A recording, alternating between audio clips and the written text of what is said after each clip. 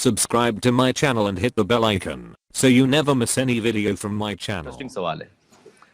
एक बुजुर्ग आलिम दीन थे, वो पहुंचे मशहद मुक़द्दस में मौला के हरम में, तो उन्होंने देखा कि 3 बहुत और उनसे भी बुजुर्ग उलमा कराम तशरीफ फरमा है मुख्तलिफ जगहों पर और अपने जिक्र इबादत में मसरूफ हैं। उनमें से एक आयतुल्लाह मरवारी थे, एक आयतुल्लाह फलसफी थे और एक आगा जवाद बुजुर्ग तेहरानी।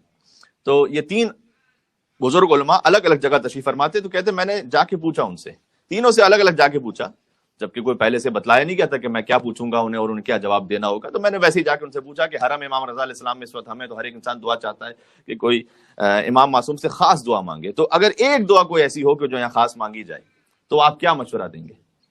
तो कहते मैंने तीनों से सवाल किया, तीनों ने एक ही जवाब दिया। सबने मुझसे कहा कि ये दुआ जरूर मांग लेना कि आकिबत मेरी बखैर हो जाए, इख्तिताम मेरा खैर के साथ हो जाए। कहते हैं तीनों उलमा ने चूंकि एक जवाब दिया तो जाहिर है कि कॉन्फिडेंस बढ़ जाता है इंसान का, क्या ये दुआ बहुत ज्यादा अहम है। और फिर मैं जब वापस पलटा कुम में, तो जमाने में मर्जे तकलीद होते थे आयतुल्लाह गुल पायगानी, तो मैं उनके पास पहुंचा एक दिन और मैंने उनसे सवाल किया कि आप फरमाइएगा कि सबसे अहम दुआ क्या, तो उन्होंने भी यही जवाब दिया, आकिबत बखैर हो जाने की दुआ सबसे ज्यादा है, सबसे ज्यादा है कि इख्तिताम अच्छा हो जाए, हमारा इख्तिताम, नस्लों का इख्तिताम अच्छा हो जाए, ये बहुत अहम है। अब जाहिर है कि इसमें रुकावटें भी होती हैं। एक बड़ी रुकावट ये होती है कि हम किसी जंगल में तो नहीं जिंदगी गुजार रहे और हमें इजाजत भी नहीं है कि हम निकल जाएं कहीं पहाड़ों पर। रुहबानियत हराम है इस्लाम में, तो हम गुजार रहे हैं इसी सोसाइटी में जिंदगी।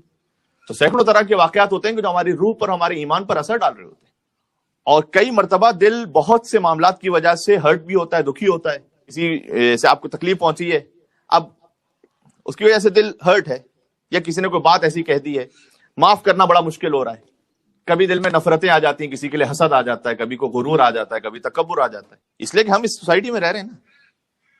तो क्या किया जाए कि आकिबत बखैर हो जाए, इन चीजों से दिल पाक होता रहे। कभी नजर हराम की वजह से दिल आलूदा हो जाता है, कभी समात हराम की वजह से दिल आलूदा हो जाता है। एक बुजुर्ग आरिफ थे, उनकी एक मिसाल है। कहते हैं कि अगर एक बोतल है, उसमें मशरूब है। अब यहां पर बोतल और मशरूब का नाम लिया जाए तो फौरन एक ही चीज ज़हन में आती है, मैं वैसे एक उमूमी मिसाल दे रहा हूं।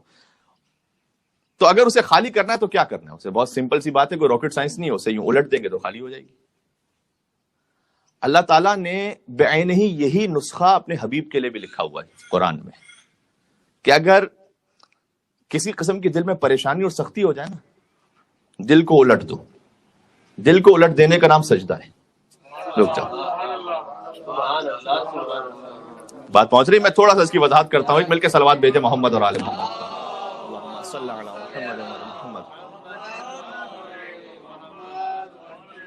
ये दिल को उलट देना, से हमने कहा उस ज़र्फ को उलट दे तो जो कुछ है उस ज़र्फ से उतर जाएगा। तो वैसे ही अब दिल को उलट देने का नाम है सजदा। आप झुक जाइए, जो कुछ है गुबार दिल से वो निकल जाएगा। मैंने कहा ये वो नुस्खा है कि जो अल्लाह ताला ने अपने हबीब के लिए लिखा है। ये वो 3 आयत है जो मैंने पढ़ी आपके सामने, सूरह हिज्र की आखिरी 3 आयत है, 97, 98, 99। और इसमें इरशाद अक़दस इलाही है कि वलक़द नअलमु अन्नका यज़ीक़ु सदरुका, ए हबीब हम जानते हैं कि आपका दिल तंग हो जाता है बहुत सी बातों से। अब ज़ाहिर है वहां तो कोई हराम या गुनाह के तसव्वुर नहीं है, वहां तो ये कि किसी ने कोई, हुजूर तो शब जुमा की मजलिस में मैं अर्ज कर चुका हूं, उनके लिए हरीसुन अलैकुम बिल मोमिनीन रऊफुर रहीम का लफ्ज़ इस्तेमाल हुआ है, यानी वो मोमिनीन की इस्लाह और खैर के लिए हरीस है, इतना वो खैर चाहते हैं, उनके लिए ये लफ्ज़ इस्तेमाल हुआ कुरान। और ये भी अल्लाह ताला ने कुरान करीम में कहा कि तुम्हारी तकलीफ से वो जहमत में और तकलीफ में मुब्तला होते हैं, तुम्हारी तकलीफ का वो एहसास करते हैं।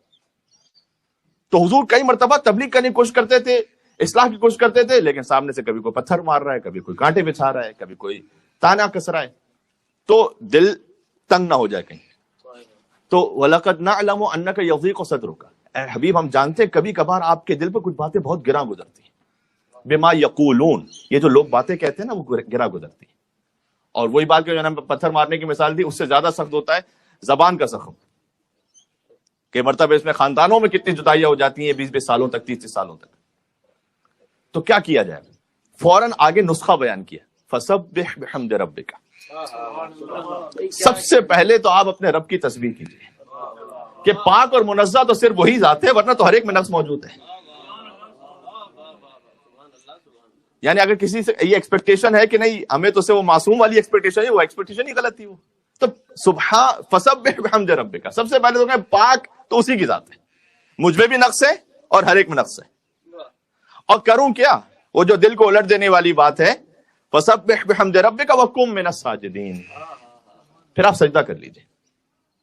یہ کوئی خاص مطلب کو پہنچا رہا ہے کہ اگر آپ کا دل کسی بارے میں تنگ ہے یا کسی مشکل میں ہے، آپ سجدہ کیجئے رب کی بارگاہ میں۔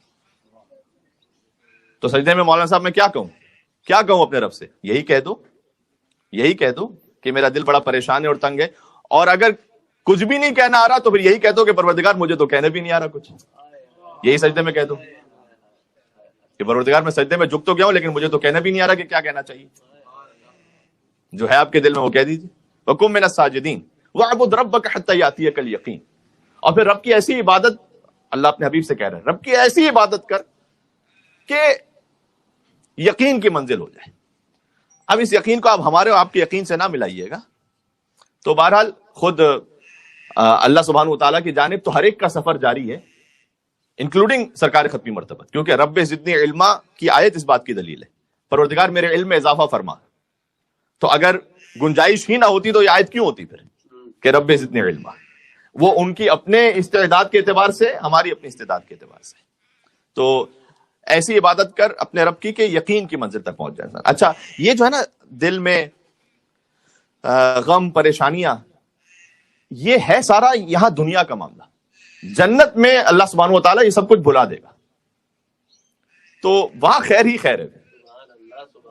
ایک شخص پہنچا صادق آل محمد کے پاس، مولا سے کہتا ہے کہ مولا اللہم صلی علی محمد وعلی محمد۔ شخص سے کہا کہ جب تم جنت میں جاؤ گے تو اللہ ہر قسم کے غم، تکلیف، پریشانی بھلا دے گا۔ تو اس نے مولا سے پوچھا، روایت نقل بالمعنی ہے، مفہوم یہ، تو مولا سے پوچھا کہ مولا اگر زندگی کسی کی 50 سال 60 سال کسی کے دل میں ایک بات رہی ہے یا کوئی غم میں وہ رہا ہے تو کیسے اللہ اس کے دل سے نکال دے گا؟ یہ کیسے ممکن ہے کہ وہ بھول جائے اس غم کو، ساری پریشانیوں کو بھول جائے، زندگی کی سب کچھ جو اسٹرگلز ہیں، جو کچھ مشکلات، سب اس کے دل سے نکل جائے، سکون اطمینان میں آ جائے؟ یہ کیسے ممکن ہے کہ اللہ بھلا دے؟ امام نے اس کی جانب دیکھا، کہ تیرا نام کیا ہے؟ کہتا ہے مولا پتہ نہیں، یاد ہی نہیں آ رہا۔ ارے کیوں یاد نہیں آ رہا؟ 70 سال تک انہوں نے پوچھا تیرا نام کیا ہے؟ کہا پتہ نہیں مولا، یاد ہی نہیں آ رہا، میرے بیوی بچے مجھے کس نام سے بلاتے ہیں، میرے والدین، میرے دوست مجھے کس نام سے، میرا نام کیا ہے پتہ نہیں، یاد نہیں آ رہا۔ امام نے کہا یاد کر، تیرا نام ہے، تو نام تو سب سے بیسک بات، سب کو یاد ہوتا ہے۔ کاش میری بات پہنچ سکے۔ اللہ مل کے صلوات بیتے صادق آل محمد امام جعفر صادق۔